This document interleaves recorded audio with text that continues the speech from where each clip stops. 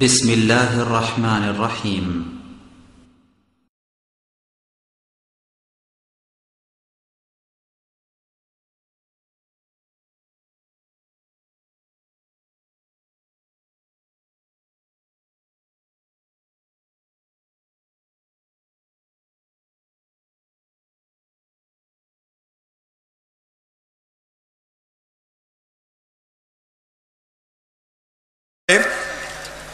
এখন বক্তব্য প্রদান করছেন দারুল ইফতার সম্মানিত সদস্য ও আল মারকাজুল ইসলামিয়া সালাফির সম্মানিত অধ্যক্ষ শেখ আব্দুর রাজ্জাক বিন ইউসুফ।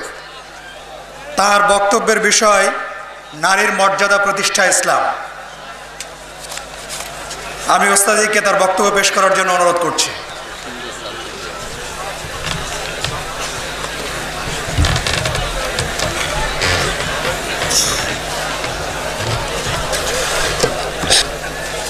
আসসালামু আলাইকুম ওয়া রাহমাতুল্লাহ।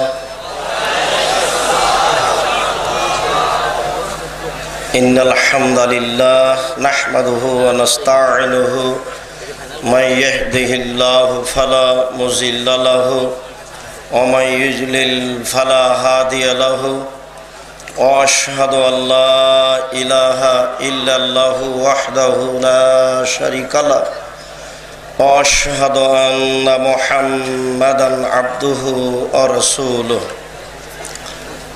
أما بعد فأعوذ بالله من الشيطان الرجيم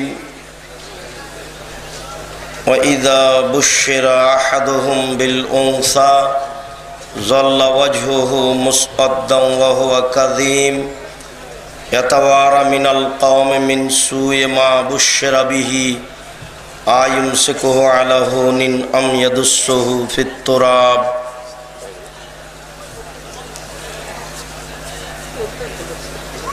আন আবি সাঈদ আল খুদরি রাদিয়াল্লাহু তাআলা আনহু قال قال رسول الله صلى الله عليه وسلم من عالى ثلاث بنات فعدبهن وزوجهن ওয়াহাসানা ইলাইহিন্না ফালাহুল জান্নাহ। রাহু আবু দাউদ বিসানাদিন সাহিহ। আন আব্দুল্লাহ ইবনে মাসউদ রাদিয়াল্লাহু তাআলা আনহু قال قال رسول الله صلى الله عليه وسلم يا معشر الشباب من استطاع منكم الباءة فليتزوج فإنه أغض للبصر وأحسن للفرج فإن لم يستطع فعليه بالصوم فإنه له وجاء رواه البخاري মুসলিম। সম্মানিত উপস্থিতি, প্রশংসা আল্লাহর জন্য, শান্তি অবতীর্ণ হোক আল্লাহর রাসূলের উপর সাল্লাল্লাহু আলাইহি ওয়াসাল্লাম। আজ এই দিনী বৈঠকে আমাদের আলোচ্য বিষয়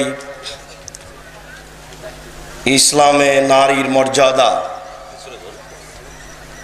উল্লিখিত বিষয়ের উপরে সংক্ষিপ্ত আলোচনা করব ইনশাআল্লাহ। প্রারম্ভের আলোচনা হবে জাহেলিয়াতের যুগে নারীর দাম দেওয়া হয়নি, নারীকে মূল্যায়ন করা হয়নি।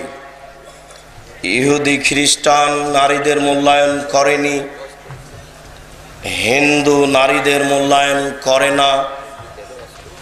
একমাত্র ইসলামী নারীদের যথাযথ মূল্যায়ন করে। এ ব্যাপারে আল্লাহ তাআলা নারীদের মর্যাদা উল্লেখ করেছেন। রাসূল সাল্লাল্লাহু আলাইহি ওয়াসাল্লাম নারীদের যথাযথ মূল্যায়ন করেছেন। আমরা ইনশাআল্লাহ সংক্ষিপ্ত হলেও গুরুত্বপূর্ণ তথ্যবহুল বিবরণের চেষ্টা করব। জাহেলিয়াতের যুগে, বন্যতার যুগে, বর্বরতার যুগে নারীদের মূল্যায়ন করা হয়নি। এর নকশা আল্লাহ তাআলা নিজেই উল্লেখ করেছেন। মহান আল্লাহ বলেন, ওয়াইদা বুশিরা আহাদুহুম বিল উনসা জাহেলিয়াতের যুগে যখন কোনো মেয়ের পিতাকে বলা হতো তোমার মেয়ে জন্ম নিয়েছে, তখন তার মুখ কালো হয়ে যেত। মুখ দেখে মনে হতো বিষ পান করেছে, মুখ তার বিবর্ণ হয়ে যেত। ইয়াতাওয়ারা মিনাল কওমি মিন সুয়ে মা বুশশিরা বিহি, সে মানুষ সমাজ থেকে লুকিয়ে থাকতো এ কারণে যে তাকে বলা হয়েছে তোমার মেয়ে জন্ম নিয়েছে।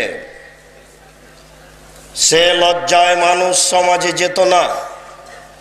সে চিন্তা করত কি করি,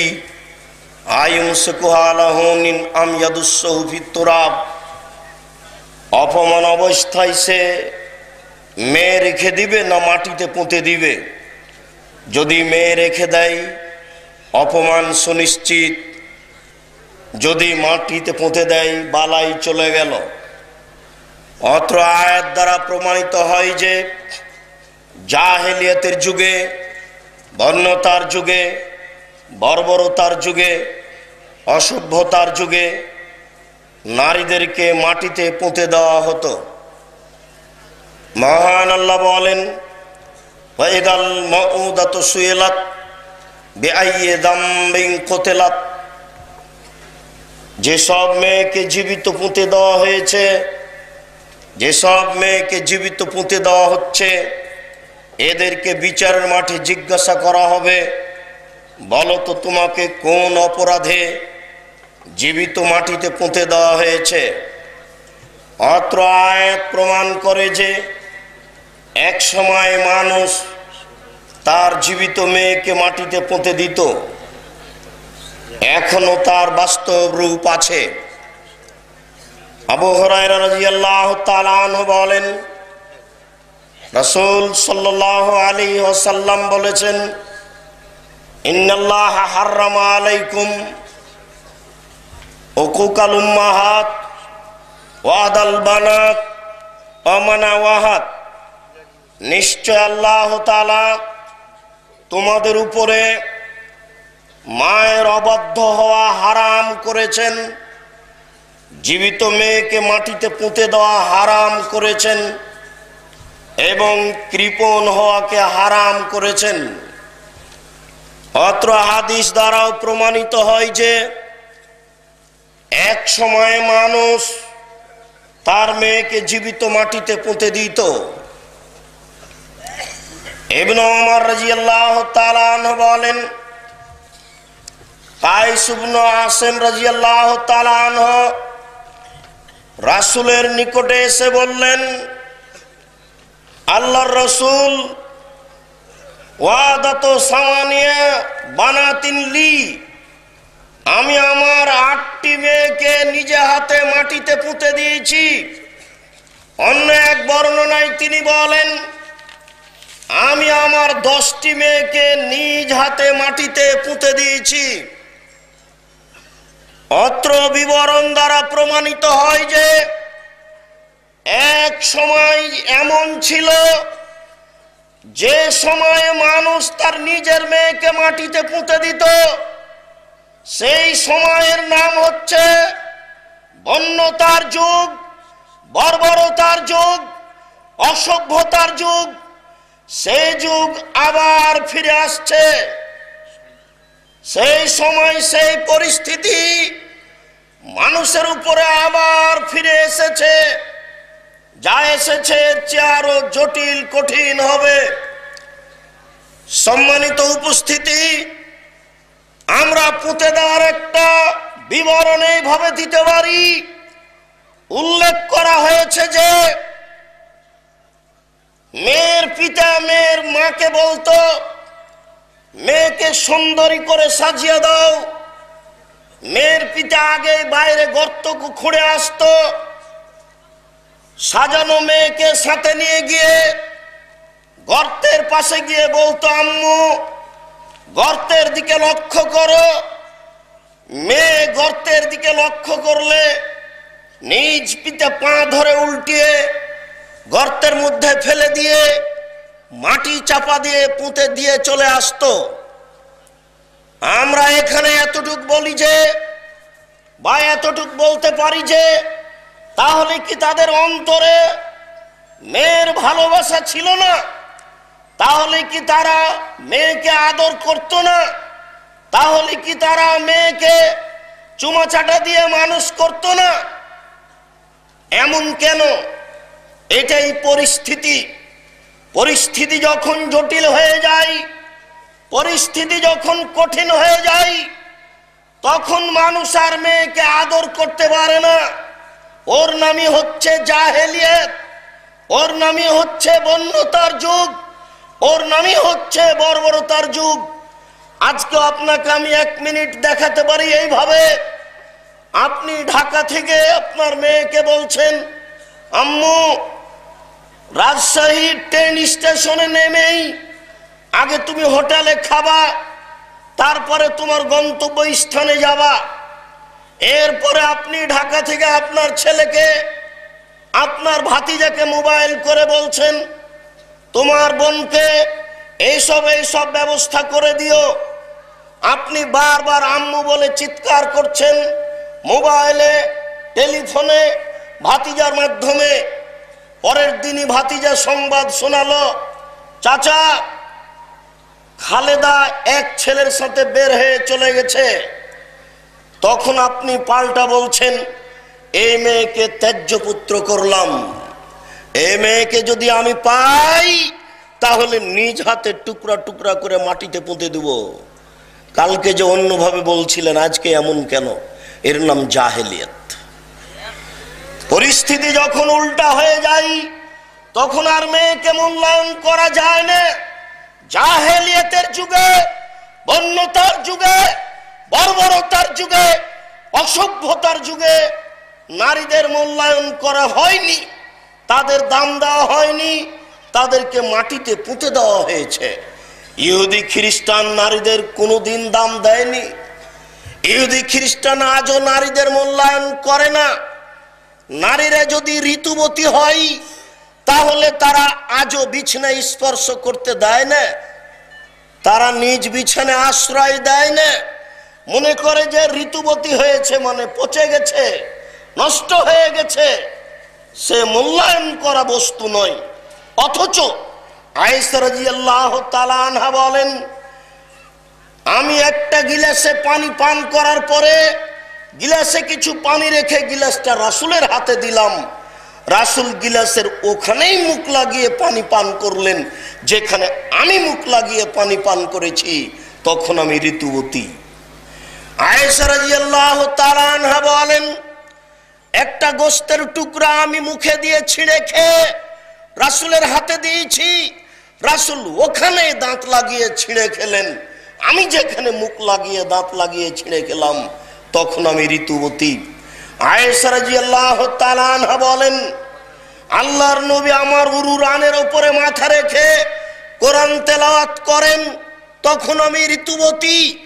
উম্মু সালামা রাদিয়াল্লাহু তাআলা আনহা বলেন, একটা চাদরের অর্ধেক আমার গায়ে আছে, অর্ধেক আল্লাহর রাসূলের গায়ে আছে, এই অবস্থায় তিনি সালাত আদায় করেন, তখন আমি ঋতুবতী।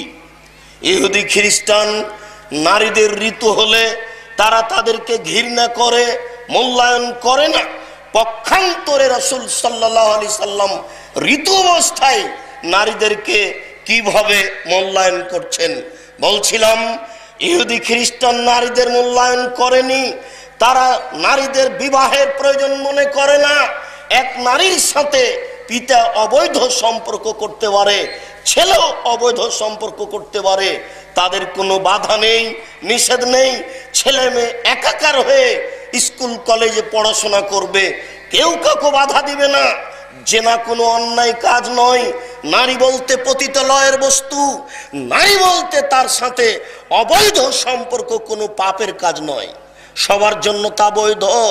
তারা তাকে ঘৃণা করে না, এমন একটা ন্যাক্কারজনক নোংরা কাজকে ঘৃণা করে না। তারা স্কুল কলেজে এটাকে অপছন্দ করে না, সামাজিকভাবেও তারা বলতে গেলে এটাকে অপছন্দ করে না, বরং সবাই একজন আরেকজনের সাথে চলবে, এটাই হচ্ছে তাদের একটা নীতি। এই নোংরা কাজ হচ্ছে তাদের একটা কৃষ্টি কালচার। তারা আজও নারীদের মূল্যায়ন করেনি। অবৈধভাবে যত সন্তান জন্ম নেয়, এই সন্তানগুলিকে লালন পালন করে মুসলিম দেশে যুদ্ধে পাঠায়। এইসব সৈন্য মারা গেলে তাদের ব্যথা প্রকাশ করার কেউ থাকে না। এই হচ্ছে ইহুদি খ্রিস্টান, যারা কোনোদিন নারীদের দাম দেয়নি, আজও দিচ্ছে না, কোনোদিন দিবে না। হিন্দুও নারীদের মূল্যায়ন করেনি। আপনাদের সবার জানা আছে ওই সতীদাহ প্রথা। রাজা রামমোহন রায় 16 বছর মাদ্রাসায় পড়ে একদা গ্রামে আসলো। এসে এক জায়গায় দেখছে যে বেশ সুন্দর করে কাঠ সাজিয়ে একজন মরা মানুষকে রেখে দিয়ে, তার জীবিত স্ত্রীকে পাশে রেখে দিয়ে উপরে কাঠ চাপিয়ে তেল ঢেলে দিয়ে আগুন জ্বালিয়ে দিল। পাশে দুই একজন লাঠি নিয়ে দাঁড়িয়ে আছে।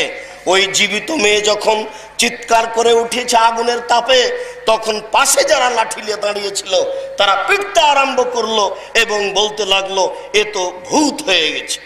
রাজা রামমোহন রায় এই দৃশ্য দেখে লর্ড ডায়ালহৌসির কাছে অভিযোগ পেশ করে এই সতীদাহ প্রথা তুলে দিল। এই প্রথা তুলে দিলে কি হবে? আজও মুসলিম তারা তাদের মেয়েকে অর্থ সম্পদ জমি জায়গা দেয় না। যদি তাদের মেয়ে তাদের বাড়ি থেকে চলে যায়, যেদিন বিদায় নিচ্ছে সেই দিনই যা কিছু দেওয়ার দিয়ে দেয়। কিন্তু অংশসূত্রে কোনো অমুসলিম হিন্দু নারী পিতার জমি জায়গা পায় না। তারা তাদের মূল্যায়ন করে না। পক্ষান্তরে নারীদেরকে আল্লাহ মূল্যায়ন করেছেন, আল্লাহ রাসূল মূল্যায়ন করেছেন। আল্লাহ যেভাবে নারীদেরকে মূল্যায়ন করেছেন শুনুন। মহান আল্লাহ বলেন, ওয়াকারনা ফি বুয়ুতিকুন্না ওয়ালা তাবাররাজনা তাবাররুজাল জাহিলিয়াতিল উলা। হে মুসলিম মহিলা, তোমরা বাড়িতে থাকো। বন্যতার যুগে, বর্বরতার যুগে, অসভ্যতার যুগে যেইভাবে প্রদর্শনী দিয়ে চলতো নারীরা, সেইভাবে তোমরা চলো না। আল্লাহ তাআলা বন্যতার যুগের চল চলনের কথা নিজে উল্লেখ করে বলছেন যে তোমরা বাড়িতে থাকো। ওই সময়ে নারীরা যেইভাবে রাস্তাঘাটে চলতো, প্রদর্শনী দিয়ে চলতো, সেভাবে তোমরা চলো না। মহান আল্লাহ নারীদের মর্যাদা উল্লেখ করে বলেন, ইয়া আইয়ুহান নবী কুল লিআজওয়াজিক ওয়া বানাতিক ওয়া নিসাইল মুমিনিনা ইদনিনা আলাইহিন্না মিন জালাবিবিহিন্না। হে মুহাম্মদ সাল্লাল্লাহু আলাইহি সাল্লাম, আপনি আপনার স্ত্রীদেরকে, আপনি আপনার মেয়েদেরকে এবং সকল মানুষের নারীদেরকে আপনি আদেশ করে দেন, অন্যসায়হীনা, এবং নারীদেরকে আদেশ করে দেন ইদনিনা আলাইহিন্না মিন জালাবিবিহিন্না। তারা যেন তাদের চাদরকে মুখের উপরে ঝুলিয়ে নেই, তারা যেন ইসলামী পোশাক পরে বাসা থেকে, বাড়ি থেকে বের হয়। তাহলে হবে এই কাজটা সহজেই তাদেরকে চিনা যাবে, এরা হবে ভালো নারী এবং তাদের প্রতি অন্যায় করা হবে না, তাদেরকে উত্ত্যক্ত করা হবে না, তাদের সাথে ইফটিজিং এর কোনো পদক্ষেপ গ্রহণ করা হবে না। যখনই মুসলিম নারী, যখনই কোনো নারী ইসলামী পোশাক পরে বাড়ি থেকে বের হবে, তখন তার সাথে অন্যায় করার জন্য মানুষ চেষ্টা করবে না। তাই আল্লাহ তাআলা বলছেন নারীদের মর্যাদা উল্লেখ করে, ওয়াইদা সালতুমুহুন্না মাতান ফাসআলুহুন্না মিন ওরায়ে হিজাব যালিকুম আতহারু কুলুবিকুম ওয়া কুলুবিহিন্না। হে দুনিয়ার মানুষ, তোমরা যদি নারীর কাছে কিছু চাও, যদি তোমাদের কোনো কিছু প্রয়োজন হয়, তাহলে তোমরা অন্তরাল থেকে, আড় থেকে পর্দা করে তাদের কাছে জিনিস গ্রহণ করো, তাদের সাথে কথা বলো। এইভাবে অন্তরাল থেকে কথা বলা, আড় থেকে কথা বলা, এই কাজটা হবে তোমাদের অন্তরের জন্য অধিক পবিত্রতার মাধ্যম এবং তাদেরও অন্তরের জন্য বড় পবিত্রতার মাধ্যম হবে। অন্তরাল রেখে, অন্তরাল বজায় রেখে যদি নারীদের সাথে চলাচল করা হয়, তাহলে অন্যায় অবিচারে লিপ্ত হওয়ার সুযোগ মানুষের থাকবে না। আল্লাহ তাআলা নারীদের এই মর্যাদা উল্লেখ করে নারীদেরকে সম্মান সহকারে রাখার জন্য যথাযথভাবে মানুষের সামনে বিধান পেশ করেছেন। কিন্তু মানুষ তা বুঝতে চায় না, মানুষ তা মূল্যায়ন করতে চায় না। এমনকি যেসব নারী বৃদ্ধা হয়ে গেছে, তাদের ব্যাপারেও আল্লাহ তাআলা বিধান উল্লেখ করে বলেন, আল কাওয়াইদু মিনান নিসাইল্লাতি লা ইয়ারজুনা নিকাহ ফালাইসা আলাইহিন্না জুনাহ আন ইয়াদা'না সিয়াবাহুন্না। শুনুন, যারা বিধবা নারী হয়ে গেছে, বয়স বেশি হয়ে গেছে, বিবাহের আশা পোষণ করে না, তাদের জন্য পর্দা করা জরুরি নয়। তবুও তারা বৃদ্ধা হয়ে গেলেও, বয়স বেশি হয়ে গেলেও প্রদর্শনী দিয়ে চলতে পাবে না। তাদের জন্য এটাই সুন্দর হবে যে আইয়াস্তাফিফনা, তারা পর্দা করে কাপড় পরেই রাস্তাঘাটে চলবে। তাহলে এটা হবে তাদের মর্যাদার মাধ্যম, তাদের সম্মানের মাধ্যম। শুনুন, একাধিক আয়াত দ্বারা প্রমাণিত হয় যে রাসূল সাল্লাল্লাহু আলাইহি সাল্লাম একাধিক আয়াত দ্বারা প্রমাণিত হয় যে আল্লাহ তাআলা নারীদেরকে যথাযথভাবে মূল্যায়ন করেছেন। রাসূল সাল্লাল্লাহু আলাইহি সাল্লাম নারীদের মূল্যায়ন করে বলেন, আনাস রাদিয়াল্লাহু তাআলা আনহু বলেন, রাসূল সাল্লাল্লাহু আলাইহি ওয়াসাল্লাম বলেছেন, মান আলা জারিয়াতাইনে, কেউ যদি দুইজন মেয়ে লালন পালন করে, মান আলা জারিয়াতাইনে, কেউ যদি দুইজন মেয়ে লালন পালন করে, হাত্তা তাবলুগা, বয়স্কা হওয়া পর্যন্ত, একটা পর্যায় পর্যন্ত যদি কোনো মানুষ দুইজন মেয়েকে লালন পালন করে, রাসূল সাল্লাল্লাহু আলাইহি সাল্লাম বলছেন, হুয়া ওয়া আনা ফিল জান্নাতে হাকাজা ওয়া জাম্মা সাবিহু। তিনি বললেন, যে ব্যক্তি দুইটি মেয়ে লালন পালন করবে, সেই ব্যক্তি আর আমি জান্নাতে এইভাবে থাকবো। আঙ্গুল দুটি সামনে ধরে জমা করে নিলেন।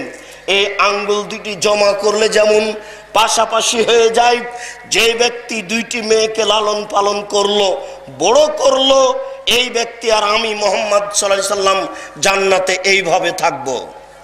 শুনুন, দুইটা মেয়ে নয়, 10টা ছেলেকে যদি উচ্চ শিক্ষা দান করেন, এরপরেও আপনি আল্লাহর রাসূলের সাথে জান্নাতে থাকবেন, এ কথা আল্লাহ রাসূল বলেননি। আল্লাহ রাসূল নারীদের কিভাবে মর্যাদা উল্লেখ করেছেন আসলে আমাদের অবগতিতে নেই। উকবা ইবনে আমির রাদিয়াল্লাহু তাআলা আনহু বলেন, রাসূল সাল্লাল্লাহু আলাইহি ওয়াসাল্লাম বলেছেন, মান কুন্না সালাসু বানাতিন, কারো যদি 3টি মেয়ে হয়, ফাসাবারা আলাইহিন্না, 3টি মেয়েকে যদি ধৈর্য সহকারে মেনে নেয়, ওয়া তামাহুন্না, যদি তাদের খাদ্য জগিয়ে থাকে, ওয়া সাকাহুন্না, তাদের যদি পানীয় জগিয়ে থাকে, ওয়া কাসাহুন্না, যদি তাদের পরিধান পোশাক জগিয়ে থাকে, মিন জাদাতিহি, নিজ পরিশ্রমে, কুন্নালাহু হিজাবান মিনান নার, তাহলে এই 3টি মেয়ে তার জন্য জাহান্নাম থেকে অন্তরাল হয়ে যাবে। এমন ভাবে 3টি মেয়ে বিচারের মাঠে দাঁড়িয়ে যাবে যে জাহান্নাম থাকবে এইদিকে, আর মধ্যে থাকবে মেয়ে 3টি, আর ওই দিকে থাকবেন আপনি। অর্থাৎ আপনার জাহান্নাম হবে না কোনো মতেই। এই মেয়ে আপনাকে জাহান্নামে আসতে দিবে না। এই 3টি মেয়ে জাহান্নাম থেকে আপনার জন্য অন্তরাল হয়ে যাবে। আপনি আবার বুঝার চেষ্টা করুন। এই ছেলে, তুমি ওপরে কেন? তুমি নিচে বসো, এখন নয়, তোমার মেশিনের প্রয়োজন নাই। এই ছেলে, এই যে লোকগুলো হাঁটাহাঁটি করছে কেন? তোমরা যারা মাদ্রাসার দায়িত্ব পালন করো, আশ্চর্য, ওইসব লোক হাঁটে কেন? এই গতি কেন? এই গতি কি করে আসলো? তোমরা যারা দায়িত্ব পালন করছো তাদের দেখো, দ্রুত বন্ধ করো। আপনি পাথরের মতো বসে থাকবেন, এটা আছে। আপনি হাঁটছেন মানে এটা বুঝতে পারলাম না। আপনি ভিতরে আসার আপনার সুযোগ নেই, আপনি যেখানে এসেছেন ওখানে বসে পড়েন। শুনুন, নারীদের মর্যাদা আল্লাহ রাসূল যেভাবে উল্লেখ করেন, মানুষ জানে না নারীর মর্যাদা। মানুষ জানে না রাসূলের পরিচয়, মানুষ জানে না, জানার চেষ্টাও করে না, পশু প্রাণীর মতো খায় থাকে, দিন কাটায়। রাসূল সাল্লাল্লাহু আলাইহি ওয়াসাল্লাম বলেন, মান কুন্না লাহু সালাসু বানাতিন, কারো যদি 3টি মেয়ে জন্ম নেয়, কারো যদি 3টি মেয়ে থাকে, ফাতামাহুন্না, তাকে যদি সে খাদ্য দিয়ে থাকে, ওয়াসাকাহুন্না, তাদের যদিও পানির ব্যবস্থা করে থাকে, ওয়াকাসাহুন্না, তাদের যদি পোশাকের ব্যবস্থা করে থাকে, মিন জাদাতিহি, নিজ পরিশ্রমে, কুন্না লাহু হিজাবান মিনান নার, এই মেয়ে 3টি তার জন্য জাহান্নাম থেকে অন্তরাল হয়ে যাবে। এই লোক জাহান্নামে যাবে না, এই লোক জান্নাতে যাবে। আবু সাঈদ খুদরি রাদিয়াল্লাহু তাআলা আনহু বলেন, রাসূল সাল্লাল্লাহু আলাইহি ওয়াসাল্লাম বলেছেন, মান আলা সালাসা বানাতিন, কেউ যদি 3টি মেয়ের লালন পালন করে, আতামাহুন্না, তাকে খাদ্য দিয়ে থাকে, ওয়াদাবাহুন্না, তার যদি শিষ্টাচারের ব্যবস্থা করে থাকে, ওয়াজাওয়াজাহুন্না, তার যদি বিবাহের ব্যবস্থা করে থাকে, ওয়াহসানা ইলাইহিন্না, তাদের সাথে যদি সুন্দর আচরণ করে থাকে। এই হাদিসে আরো 2টি দায়িত্ব বেশি হয়ে গেল। আগের হাদিসে ছিল খাদ্যের ব্যবস্থা, পানির ব্যবস্থা, কাপড়ের ব্যবস্থা। অত্র হাদিসে আরো 2টি দায়িত্ব বেশি হয়েছে। তার একটি হচ্ছে যদি তাকে শিষ্টাচার দিয়ে থাকে, আর একটি ব্যবস্থা ওয়াজাওয়াজাহুন্না, যদি তার বিবাহের ব্যবস্থা করে থাকে। আর একটি দায়িত্ব ওয়াহসানা ইলাইহিন্না, যদি তাদের সাথে সুন্দর আচরণ করে থাকে। পরস্পর 3টি মেয়ে হলে সুন্দর আচরণ করা কঠিন, যেটা মুহতারাম আমিরে জামাত একটু আগে বলছিলেন। মেয়ে লালন পালনের বিষয়টি মানুষ ভারী মনে করে, মূল্যায়ন করে না। আল্লাহ রাসূল বলছেন, যদি তার সাথে সুন্দর আচরণ করে থাকে, কয়েকটা মেয়ে পরস্পর জন্ম নিলেই স্বামী তাকে তালাক দেওয়ার সিদ্ধান্ত নেয়, অথচ আল্লাহ রাসূল বলছেন যদি কারো 3টি মেয়ে থাকে, সে যদি তার সাথে সুন্দর আচরণ করে থাকে, আল্লাহ রাসূল বলছেন ফালাহুল জান্নাহ, এই ব্যক্তি জান্নাতে যাবে। 3টি মেয়ের লালন পালন করে, তার সাথে সুন্দর আচরণ করে, তার জন্য নগদ জান্নাত। 10টা ছেলে যদি আপনি বিলাত থেকে পড়িয়ে নিয়ে আসেন, যদি বহির্বিশ্ব থেকে উচ্চ শিক্ষিত করে নিয়ে আসেন, এই 10টি ছেলে আপনার কোন উপকারে আসবে এ কথা আল্লাহ রাসূল বলেননি। তো ছেলেকে পড়াতে হবে কেন? আপনি জন্ম দিয়েছেন, এই জন্য আপনার এটা জিম্মেদারি, আপনাকে পড়াতে হবে। যাকাত দিয়ে নেকি হয় না, দান করে নেকি হয়। যাকাত দিয়ে ফাঁসি রক্ষা হয়। জন্ম দিয়েছেন ছেলে, তাকে উচ্চ শিক্ষা দিতে হবে, এটা আপনার জিম্মেদারি। আপনি যদি বলেন আব্দুর রাজ্জাক সাহেব, আমরা তো শুনেছি আল্লাহর নবী বলেছেন মানুষ মারা গেলে তাদের 3টি আমল চালু থাকে। মানুষ মারা গেলে তাদের 3টি আমল চালু থাকে। এক, সাদকাতুন জারিয়া, চলন্ত সাদকা। আর একটি হচ্ছে ওয়ালাদুন সালেহ, যেই ছেলে তার জন্য দোয়া করবে, আর ভালো ছেলে পিতার জন্য দোয়া করবে। আর একটি হচ্ছে বিদ্যে, যে বিদ্যে সমাজে ছেড়ে গেল, ছেলের কাছে রেখে গেল, একজনের পরে একজন শিখবে। যত মানুষে শিখবে যত নেকি হবে, তত নেকি যিনি শিখিয়ে দিয়েছেন তার হবে। এই হলো চলন্ত নেকি 3টি। এই যে এখানে আছে ভালো ছেলে, শুনুন, ভালো ছেলে বলতে মেয়ে নয় এ কথা আল্লাহ রাসূল বলেননি। ভালো ছেলেও হতে পারে, ভালো মেয়েও হতে পারে। এখানে ছেলেকে পৃথক করে উল্লেখ করা হয়নি, ওয়ালাদুন বলা হয়েছে। ওয়ালাদুন ছেলেও হতে পারে, ওয়ালাদুন মেয়েও হতে পারে। শুধু যদি ছেলে উল্লেখ করত, তাহলে এটা ছেলের আপনি একটা ছেলের পক্ষ থেকে আপনি একটা কল্যাণ পেতেন, এটা খাস হয়ে যেত। এরকম কথা আল্লাহ রাসূল উল্লেখ করেননি। ছেলের ব্যাপারে আপনার কোনো সুবিধা আছে এ কথা আল্লাহ রাসূল বলেননি। সব সুবিধে মেয়ের পক্ষ থেকেই হবে, এটাই বলছেন। আল্লাহ রাসূল মেয়েদের ব্যাপারে বিশেষ মর্যাদা উল্লেখ করেছেন। তিনি বলেন, ইন্নাল মারাতা ইযা সাল্লাত খামসাহা, যখন কোনো মহিলা 5 ওয়াক্ত সালাত আদায় করে, ও সামাত শাহরাহা, রমজান মাসে সিয়াম পালন করে, ও আতাত বালাহা, স্বামীকে মান্য করে, ও হাসানাত ফারজাহা, লজ্জা স্থানকে হেফাজতে রাখে, ফালতাদখুল মিন আবওয়াবিল জান্নাতে 7, জান্নাতের যে কোনো দরজা দিয়ে সে ঢোকার সুযোগ পেয়ে যায়। যখন কোনো নারী 4টা কাজ করতে পারে, যখন কোনো নারী 4টা কাজ করতে পারে, তখন জান্নাতের যে কোনো দরজা দিয়ে তার ঢোকার সুযোগ হয়ে যায়। 1, 5 ওয়াক্ত সালাত আদায় করলো, 2, রমজান মাসে সিয়াম পালন করলো, 3, স্বামীকে মান্য করলো, 4, লজ্জা স্থানকে হেফাজতে রাখলো, জেনায় লিপ্ত হলো না।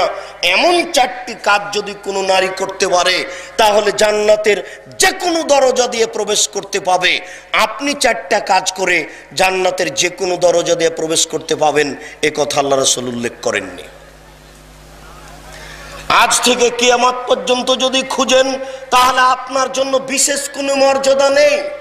বিশেষ কিছু করে আপনি জান্নাতে চলে যাবেন খাস করে, এ কথা বলা হয়নি। কেউ যদি বলে, আব্দুর রাজ্জাক সাহেব শুনুন, আল্লাহর নবী বলেছেন, কেউ যদি ওযু করে, ওযু করার পরে বলে আশহাদু আল্লা ইলাহা ইল্লাল্লাহু ওয়াহদাহু লা শারীকা লাহু ওয়া আন্না মুহাম্মাদান আবদুহু রাসূলুহু, এই দোয়া পড়লে সেও তো জান্নাতের যে কোনো দরজা দিয়ে প্রবেশ করতে পাবে। হ্যাঁ, এ কথা ঠিক, বুখারী মুসলিমের হাদিস। এই দোয়া পড়লে জান্নাতের যে কোনো দরজা দিয়ে প্রবেশের সুযোগ হয়ে যায়। তো এটা কি আপনার জন্য খাস, না নারী যদি ওযু করার পরে বলে সেও যাবে? পুরুষ যেমন ওযু করার পরে এই দোয়া পড়লে জান্নাতের যে কোনো দরজা দিয়ে প্রবেশ করতে পাবে, নারীও তেমন যদি ওযু করার পরে এই দোয়া পড়ে, তাহলে জান্নাতের যে কোনো দরজা দিয়ে প্রবেশ করতে পাবে। আমি আপনাকে দেখাতে চাচ্ছিলাম আপনার জন্য বিশেষ কোনো মর্যাদা আছে নাকি, যেমন ভাবে নারীর রয়েছে। আল্লাহ রাসূল বলেন, নারী যদি 3টি কাজ করতে পারে, তাহলে সরাসরি জান্নাতে যাবে। নারী যদি 3টি কাজ করতে পারে, সরাসরি জান্নাতে যাবে। 1, বেশি বেশি বাচ্চা দিতে পারে যে, 2, স্বামীকে ভালোবাসতে পারে যে, 3, স্বামী যদি রাগ করে তাহলে হাত ধরে বলে, স্বামী যতক্ষণ পর্যন্ত আপনি খুশি না হবেন ততক্ষণ পর্যন্ত এ দাঁত দিয়ে অন্য কিছু চাবাবো না। এরকম মন্তব্য করতে পারে যে নারী, সে নারী সরাসরি জান্নাতে যাবে। আল্লাহ রাসূল উল্লেখ করছেন, আপনি 3টি কাজ করে জান্নাতে চলে যাবেন, এমন কথা আল্লাহ রাসূল উল্লেখ করেননি। নারীর ব্যাপারে বলেছেন, যেমন ভাবে আগের হাদিসে পেলেন, নারী 4টা কাজ করতে পারলে সরাসরি জান্নাতে চলে যাবে। আপনি 4টা কাজ করলে জান্নাতে চলে যাবেন, এই কথা আল্লাহ রাসূল খাস করে আপনার জন্য বলেননি। অত্র হাদিসে আল্লাহ রাসূল বলেন, কোন নারী যদি 3টি কাজ করতে পারে তাহলে সরাসরি জান্নাতে যাবে। আপনি 3টি কাজ করলে সরাসরি জান্নাতে চলে যাবেন, এমন কথা আল্লাহ রাসূল উল্লেখ করেননি। আপনাকে আমি বুঝাতে পারছি না, কি দিয়ে বুঝাই? নারীদের মর্যাদা যেমন পুরুষের মর্যাদা তেমন নয়। নারীদেরকে যেভাবে আল্লাহ রাসূল মূল্যায়ন করেছেন, পুরুষদেরকে সেভাবে মূল্যায়ন করেননি। অতীতের জাতি বুঝেনি, এখনো অমুসলিম বুঝে না, ইহুদি খ্রিস্টান বুঝে না, এদেশের মুসলিমও বুঝে না নারীদের মর্যাদা কি। শুনুন, রাসূল সাল্লাল্লাহু আলাইহি ওয়াসাল্লাম বলেন, রাসূল সাল্লাল্লাহু আলাইহি ওয়াসাল্লাম বলেন, আমি তোমাদের উপরে 5টি জিম্মেদারি দিচ্ছি নারীদের ব্যাপারে। আমি তোমাদের উপরে 5টি জিম্মেদারি দিচ্ছি নারীদের ব্যাপারে। রাসূল সাল্লাল্লাহু আলাইহি ওয়াসাল্লাম বলেন, আতিমহা মা তাইমতা, 1, তোমরা যে মানের খাচ্ছ সে মানের খাও। 2, ফাকসুহা মাক্তাসাইতা, তোমরা যে মানের কাপড় পরছো সে মানের পরাও। 3 ওয়ালা তুকাব্বে, কখনো কটু কথা বলো না। স্ত্রীকে কটু কথা বলতে হয় না, স্ত্রীকে গালি দিতে হয় না, স্ত্রীকে নিন্দা করতে হয় না, কখনো ঠোঁট মোটা বলে নিন্দা করতে হয় না, কখনো রং কালো বলে নিন্দা করতে হয় না। তার বুদ্ধি কম, আপনি যদি এরকম কটু মন্তব্য করেন তাহলে আপনার সাথে তার ভালোবাসা কেটে যাবে, আপনার সাথে তার আন্তরিকতা কেটে যাবে, আপনাকে সে যথাযথ মূল্যায়ন করতে পারবে না।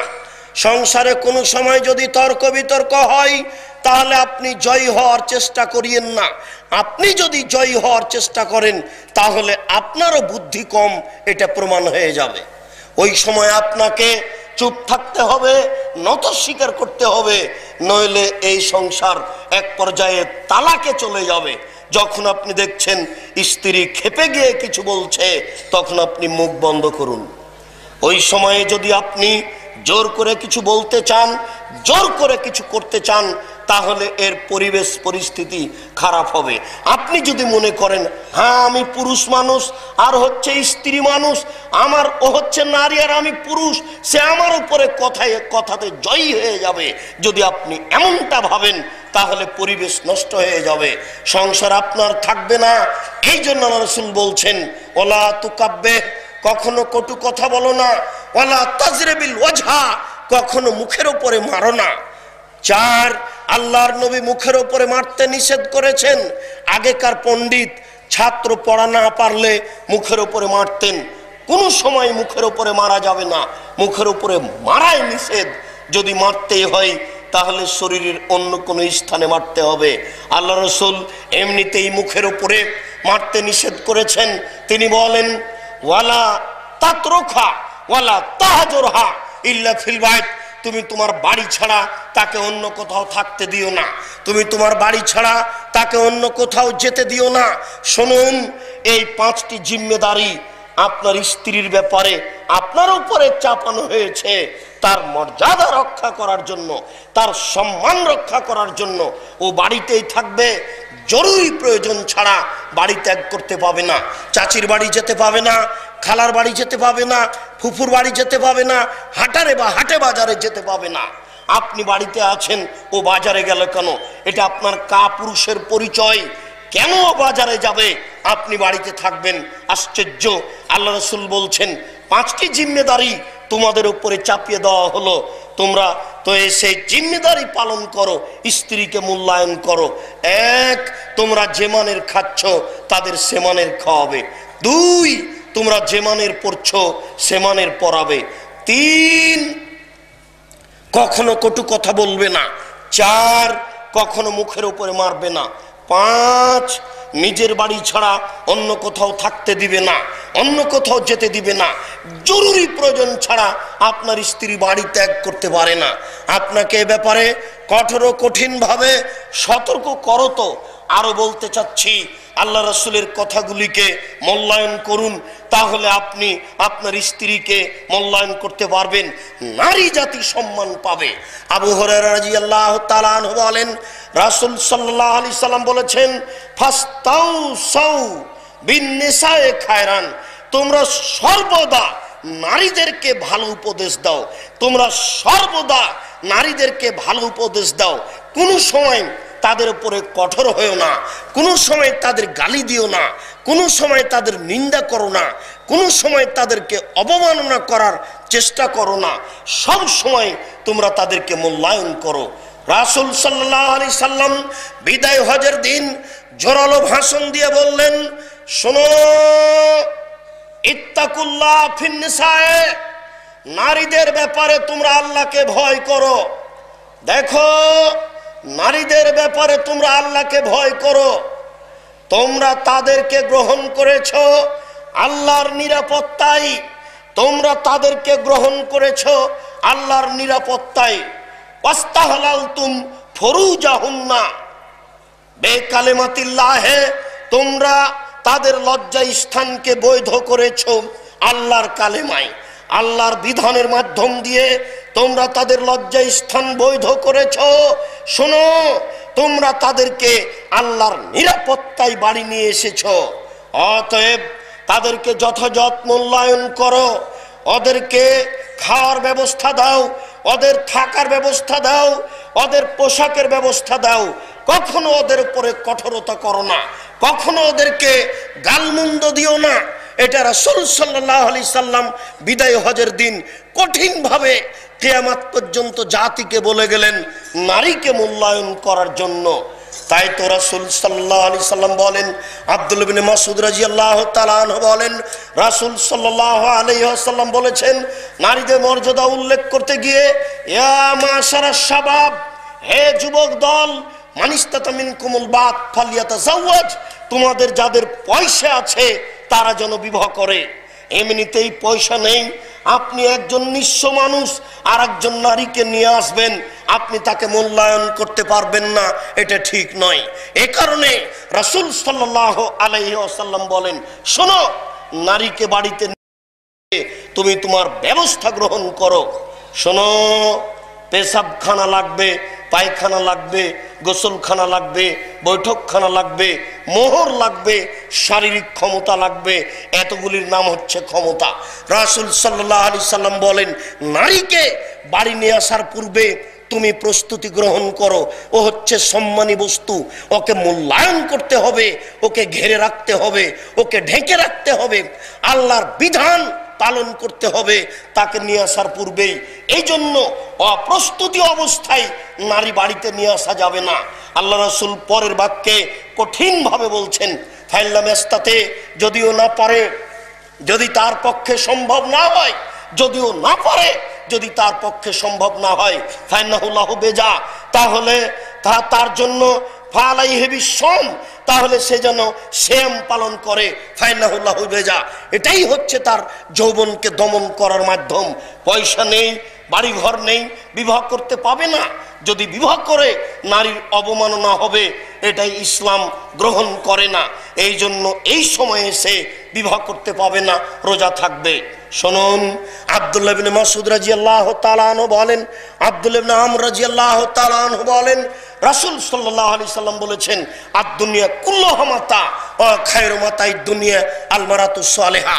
সারা পৃথিবী সম্পদ, গোটা পৃথিবী টাকা, আর সবচেয়ে দামি সম্পদ হচ্ছে আল মারাতু সালেহা, ভালো স্ত্রী। দেখেন, সারা পৃথিবীর কোনো বস্তু সম্পদ নয়, সবচেয়ে দামি সম্পদ হচ্ছে নারী।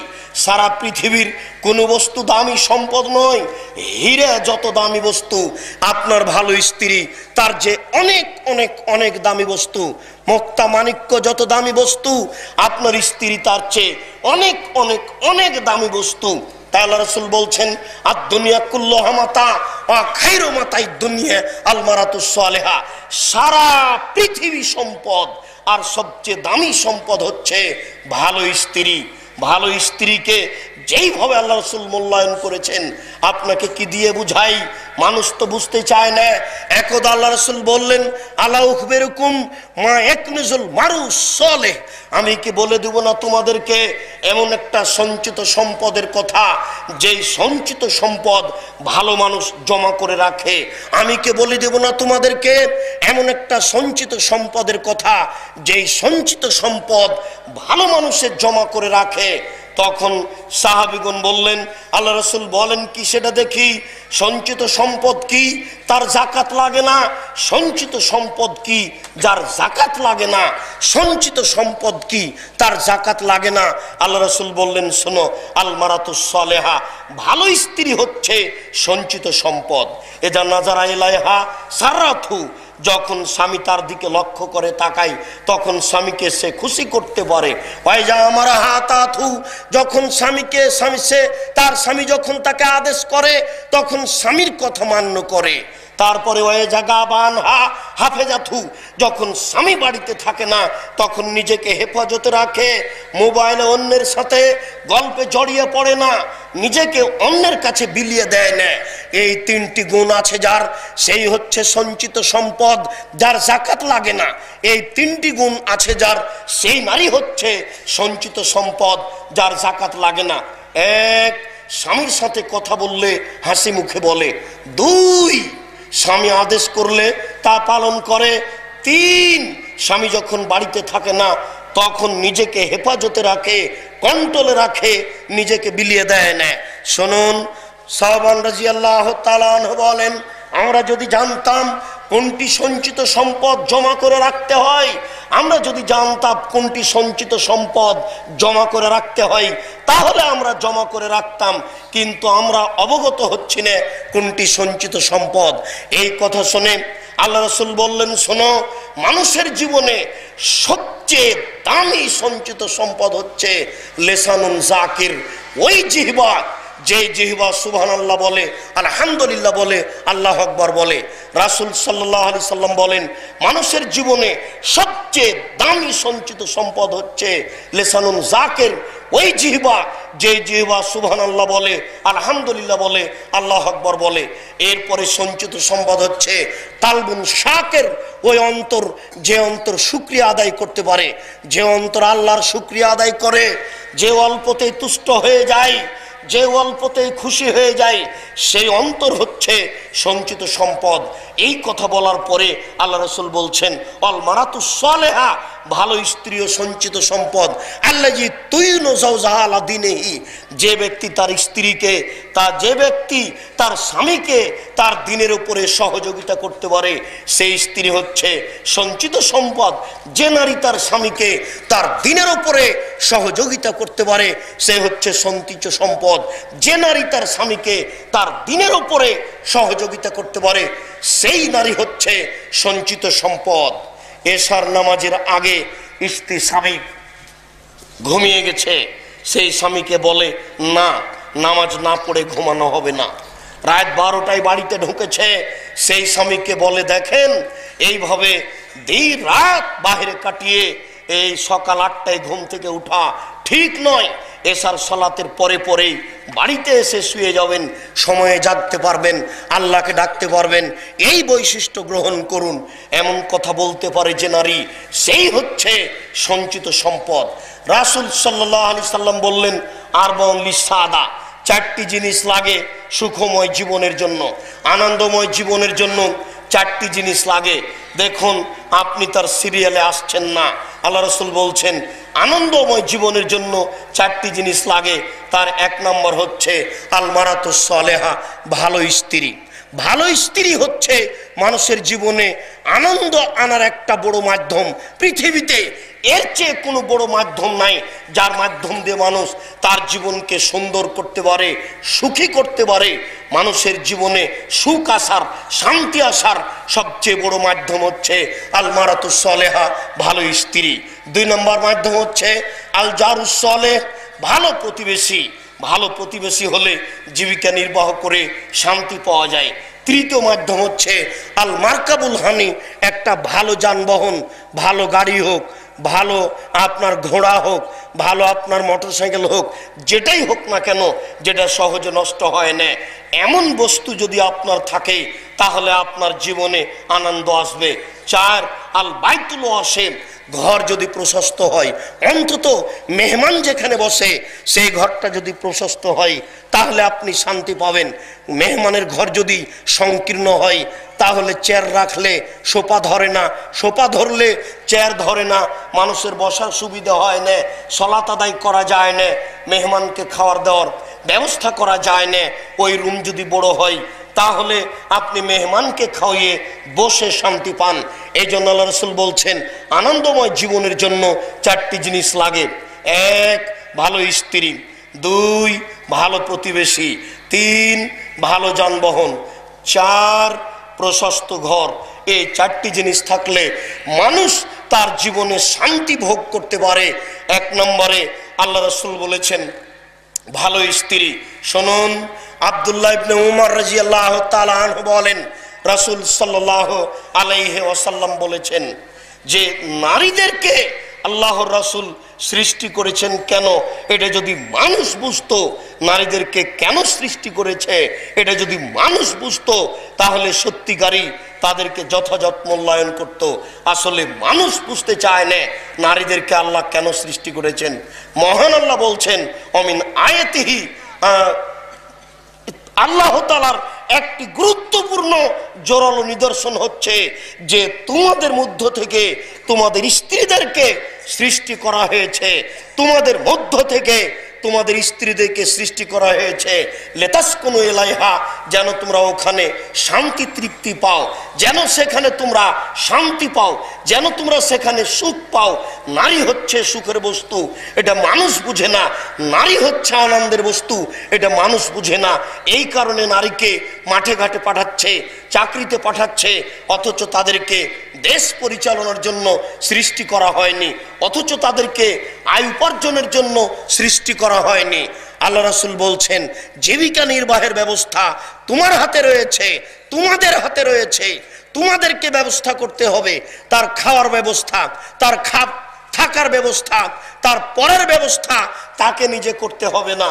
কিন্তু বর্তমান যুগে নারী বুঝলো না, ওই জাহেলিয়াত আবার ফিরে আসলো, বন্যতা আবার ফিরে আসলো, বর্বরত আবার ফিরে আসলো, মানুষ উল্টা পথে চললো। শুনুন, এই কারণে রাসূল সাল্লাল্লাহু আলাইহি সাল্লাম বলছেন, যেহেতু নারী সুখের মাধ্যম, এই জন্য বিবাহের সূচনাতে আমি যেটা পছন্দ করছি তোমরা সেটা পছন্দ করো, তোমাদের জীবনে সুখ শান্তি ফিরে আসবে। আল্লাহ রাসূল বলছেন, তুনকাহুল মারাত লিআরবাইন, মেয়েদেরকে বিবাহ করা হয় চারটা জিনিস দেখে। আল্লাহ রাসূল এইগুলি দেখতে বলেননি, তিনি বলছেন মেয়েদেরকে বিবাহ করা হয় চারটে জিনিস দেখে। এটা পুরুষের বৈশিষ্ট্য, এটা পুরুষের গতি, এটা পুরুষের নীতি। তারা বিবাহ করলে চারটে জিনিস দেখে। এক, লে মালেহা, দেখে মেয়েটা ধনী কিনা, অর্থ সম্পদ আছে কিনা। দুই, অলে হাসাবেহা, মেয়েটা বংশীয় কিনা। তিন, অলে জামালেহা, মেয়েটা সুন্দরী কিনা। চার, অলে দিনেহা, মেয়েটা ধার্মিক কিনা। আমি মুহাম্মদ সাল্লাল্লাহু আলাইহি সাল্লাম উপরের তিনটে বলিনি, আমি বলছি ফাজফার বেজাতির দিন, তোমরা ধার্মিকতাকে প্রাধান্য দাও, ধার্মিক মেয়েকে বিবাহ করো, তাহলে তোমরা সুখ পাবা, শান্তি পাবা। শুনুন, তাদের মর্যাদা উল্লেখ করতে গিয়ে আল্লাহ রাসূল বলছেন, ইন্নাল মারাতা লা তুবাসিরুল মারাতাল মারাতা ফাতানাতুহা লিজাওজিহা কান্নাহু ইয়ানজুরু ইলাইহা। নারী এমন ঘেরে রাখা বস্তু, নারী এমন ঢেকে রাখা বস্তু, নারী এমন ঘেরে রাখা বস্তু, নারী এমন ঢেকে রাখা বস্তু, যেন কোনো নারী কোনো নারীর গায়ে হাত না লাগায়, যেন কোনো নারী কোনো নারীর গায়ে হাত না লাগায়। ফাতানাতুহা লিজাওজিহা, যদি তার গায়ে হাত লাগায় তাহলে সে বুঝতে পারবে তার শরীর নরম না শক্ত। তখন সে তার স্বামীর সামনে বিবরণ দিবে যে, শোনো, খালেদার শরীর এত নরম, তার মাথার চুল লম্বা লম্বা, কুচকুচে কালো, এরকম বিবরণ সে তার স্বামীর সামনে দিবে। তখন তার স্বামী অন্তরের চোখে ওই মহিলাকে দেখবে। এটাও একটা নাজায়েজ কাজ। তাআলা রাসূল বলছেন, সাবধান, কোন নারীকে যেন কোনো পুরুষ অন্তরের চোখে না ভাবে, কোনো নারীকে যেন কোনো পুরুষ অন্তরের চোখে না ভাবে। সামনাসামনি ভাবা তো দূরের কথা, নারী পুরুষ একাকার হয়ে পড়াশোনা করার তো কোনো প্রশ্নই আসে না। নারী পুরুষ একাকার হয়ে কলেজ বিশ্ববিদ্যালয়ে দিন কাটার তো কোনো প্রশ্নই আসে না। এই ৩ নম্বর শ্রেণীর বোকা নারীগুলি যদি এইভাবে সম অধিকারের দাবিতে মাঠে না নেমে এই দেশের নারী সরকারকে বলতে পারত যে, শুনুন, আমাদের একটা দাবি রক্ষা করুন, এই বাংলাদেশের মাটিতে ঢাকা বিশ্ববিদ্যালয়ের মতো আরো 20টা বিশ্ববিদ্যালয় করতে হবে, যেখানে কর্মচারীও হবে নারী, শিক্ষিকা তো নারী হবেই, কর্মচারীও নারী হবে, কোনো পুরুষ থাকবে না। তারা যদি দাবি করতে পারত এই বাংলার মাটিতে 5000 কলেজ হবে, যেখানে শিক্ষিকা তো নারী হবেই, তার কর্মচারীও নারী হবে। তারা যদি দাবি করতে পারত যে 50,000 স্কুল হবে, যেখানে শিক্ষিকা তো নারী হবেই, কর্মচারীও নারী হবে, তাহলে নারী তার মর্যাদা রক্ষা করতে পারত, তার মান রক্ষা করতে পারত। আপনাকে কি দিয়ে বুঝাই? আসলে নারী বুঝলো না তাদের মর্যাদা, দেশের নেতা নেত্রী বুঝলো না তাদের মর্যাদা, শিক্ষামন্ত্রী বুঝলো না তাদের মর্যাদা, জাতি বুঝলো না নারীদের মর্যাদা। সেই জন্য জাহেলিয়াতের যুগ, বন্যতার যুগ, বর্বরতার যুগ আবার ফিরে আসলো। আবার মানুষ মেয়েকে আবার পুঁতে দিতে শিখলো। কম্পিউটারে দেখলো যে পেটে মেয়ে সন্তান আছে, তখন স্ত্রীকে নিয়ে গিয়ে হাসপাতালে নিয়ে গিয়ে বাচ্চা নষ্ট করে দিল। আবার জাহেলিয়াত ফিরে এসেছে। আবার নারীদেরকে মূল্যায়ন করার যোগ্যতা পুরুষ হারিয়ে দিয়েছে, তাই নারীদেরকে আবার অবমাননা করা হচ্ছে। সম্মানিত দিনী ভাই, অন্যদিন আরো আমরা বিস্তারিত বিষয়টি নিয়ে আলোচনা করব। আজকের মতো এই পর্যন্ত আলোচনা করেই সংক্ষিপ্ত আলোচনা এখানে শেষ করছি। আল্লাহ, তুমি আমাদের সঠিক বুঝার তৌফিক দান করো। আমরা যেন নারীদেরকে মূল্যায়ন করতে পারি, আমরা যেন তাদেরকে যথাযথ দাম দিতে পারি। আল্লাহ, যেভাবে তুমি তাদেরকে সৃষ্টি করেছ সেই মর্যাদা দিয়ে যেন আমরা জীবিকা নির্বাহ করতে পারি। আল্লাহ, আমাদের যারা মারা গেছে তুমি তাদের কবরের শাস্তি মাফ করো। আমরা যারা অসুস্থ তুমি তাদের আরোগ্য দান করো। আমরা যারা বেঁচে আছি তুমি তাদেরকে তোমার রাসূলের পদ্ধতি অনুযায়ী চলার তৌফিক দান করো। আল্লাহুম্মা আমিন। মানুষ মৃত্যুর পর তার বামে